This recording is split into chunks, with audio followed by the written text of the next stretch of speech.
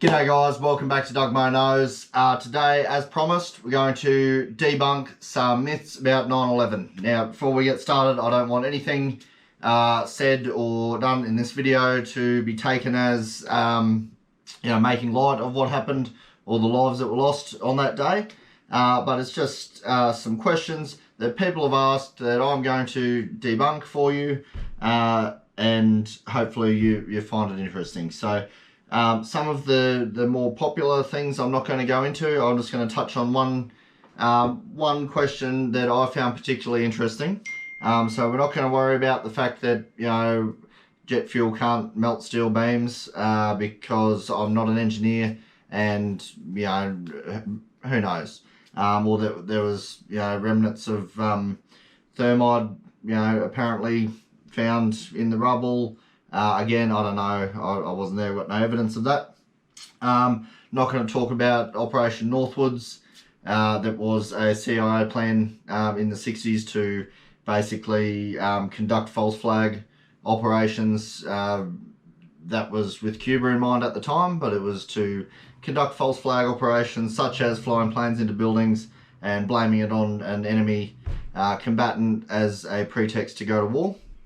We're not going to talk about any of that, or the plane that hit the Pentagon and made a round hole instead of the wings, and it would have passed between two street lamps as it was coming in, flying impossibly fast for that type of aircraft at that height, because I'm not an aviation engineer and I'm not sure.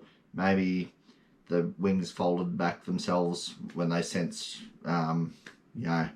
they were going to run into the lampposts. I don't know. What I want to talk about now, on Google now, as you all probably know, the results you're going to get when you look up anything on Google now are pretty whitewashed. But what I think you should all do is go and do your own research. Maybe use an alternative search engine like DuckDuckGo if you're interested in any of those things any further. Again, like, this is obviously not necessarily saying that it was an inside job or,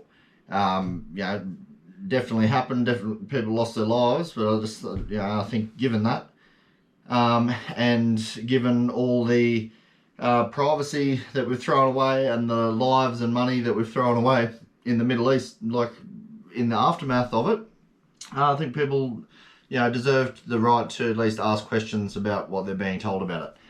Now, what I want to talk about, apparently, now just trying to confirm this, but one, if not a few, of the passports belonging to the hijackers was found in the rubble.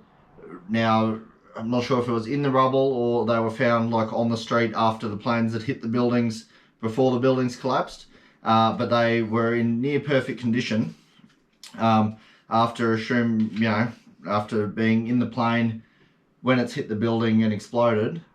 And there were other driver's licenses and stuff found. It just seems like awfully convenient. Now, I'm going to debunk for you. Just a second, I'll be back.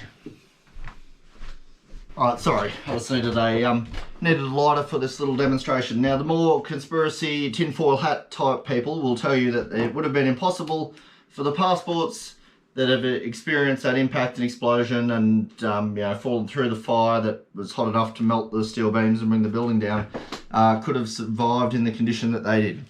I'm going to do a little experiment to show you that could indeed happen. Now, I think they were Saudi Arabian passports. This is my Australian passport, so I think they're made out of roughly similar material. This is Nivea deodorant, which probably, burns pretty similar to jet fuel. So that's going to be our jet fuel fire for this experiment.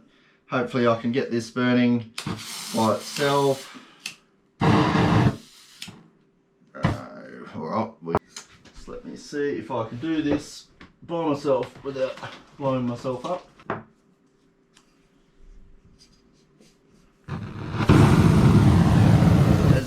Alright, nearly there.